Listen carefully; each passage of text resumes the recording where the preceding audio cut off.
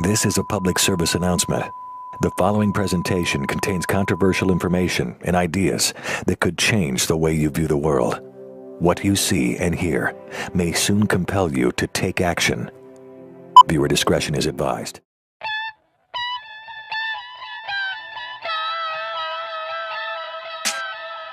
It's miracle shit. Yeah. It's miracle shit. Yeah. It's miracle shit. Yeah. It's miracle shit. Let me say this about myself. I don't do this for the fame or the wealth. I do it because I love it, not for the copyrights or the publishing. James Lone Bear Reevey is a descendant of the Lenape, one of several tribes that lived in an area called Lenape Hocking before the Europeans arrived. The area included what is now eastern Pennsylvania, southeastern New York State, New Jersey, western Long Island, and northern Delaware. Later, the Lenape were called the Delaware because of their location along the Delaware River. The question is, what is this fan that I'm carrying here? This is a fan that we jokingly say it's Indian air conditioning. And when the Indian people are dancing or in the hot summertime, these fans are often carried. And they're made out of turkey tail feathers.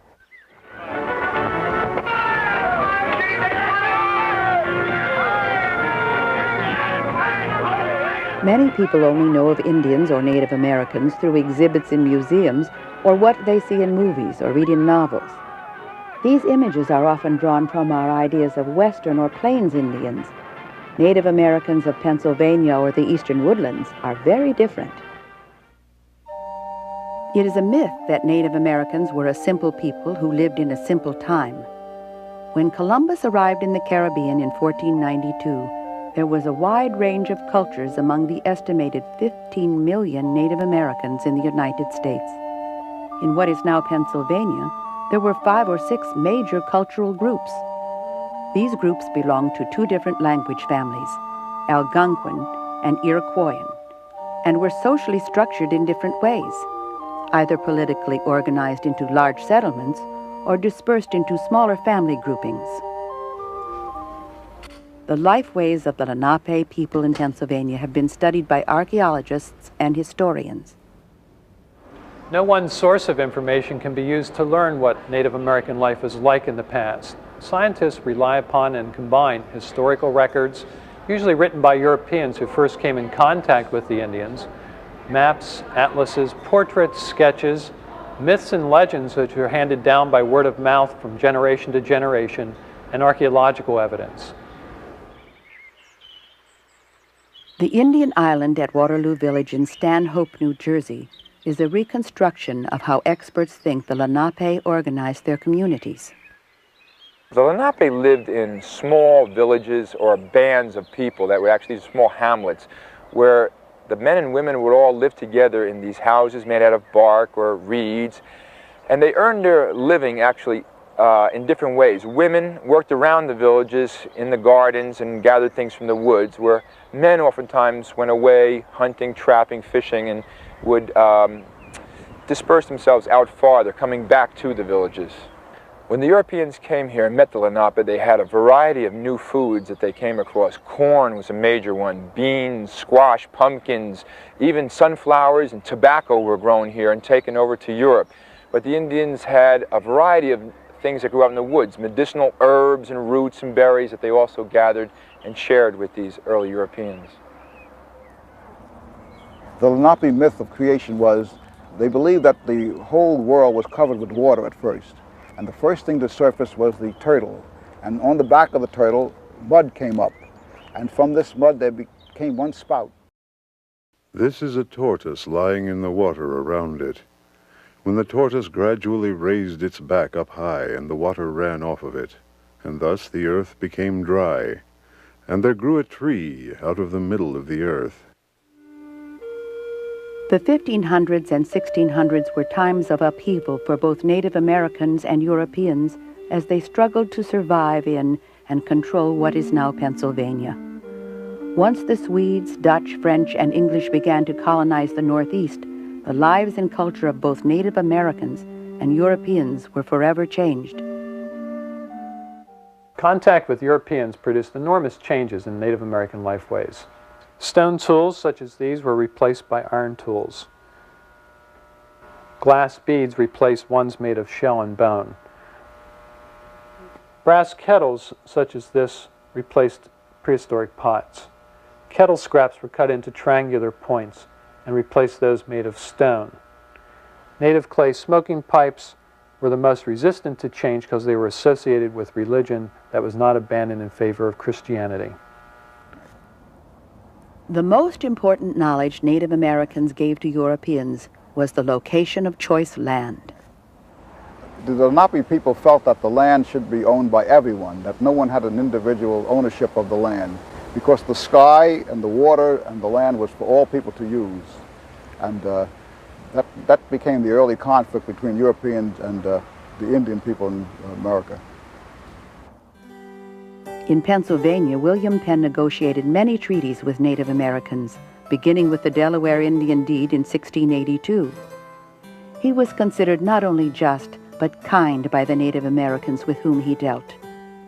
But after Penn's death in 1718, his sons violated the goodwill their father had established by producing the Walking Purchase Deed of 1737. They declared that the land the Indians had to vacate was the area that a walker could cover in a day and a half. The English surveyed a straight path and cut down trees to make the walk easier and hired 3 runners to mark the distance. So instead of covering the expected 35 miles, the runners covered 65 miles. Lapa Winso, a Lenape chief, was furious to find the Lenape had been cheated out of so much land.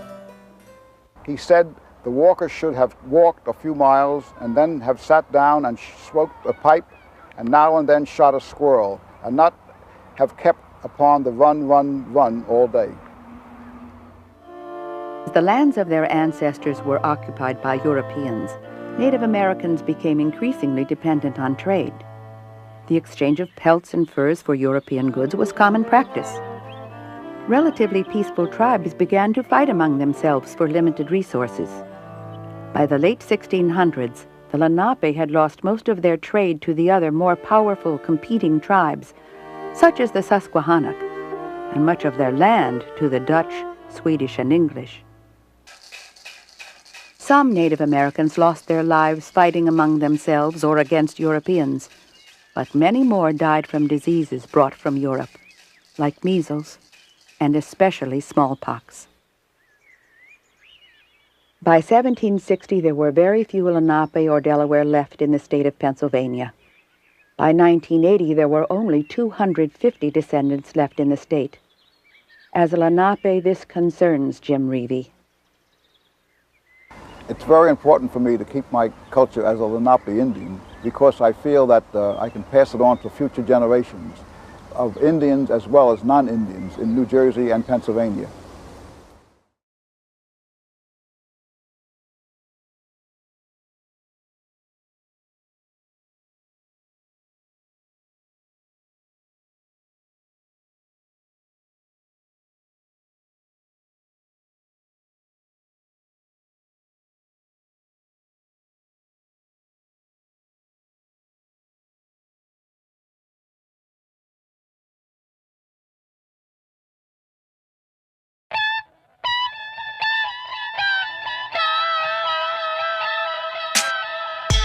Miracle shit.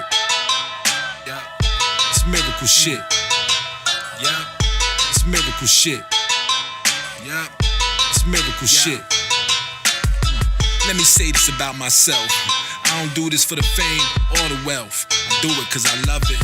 Not for the copyrights or the publishing. The Facebook likes and shares. I don't care if it's public. I'm a private type. So you gon' need a private eye to see inside how I live life. And I don't chase dreams or live it. No fantasies, I really did this. I ain't a paparazzi popping pictures. I'm the go-to guy, Shaq in the pivot. And I ain't limited to the spiritual shit. My lady got diamonds and pearls, the color of Miracle Whip. It's miracle I'm at shit. The fat black pussycat with Prince. It's miracle shit. Hit the studio with KRS. Miracle shit. I'm up all night and they all rest. It's miracle shit. I'm on a path that they all quest. And I won't lay my head till they all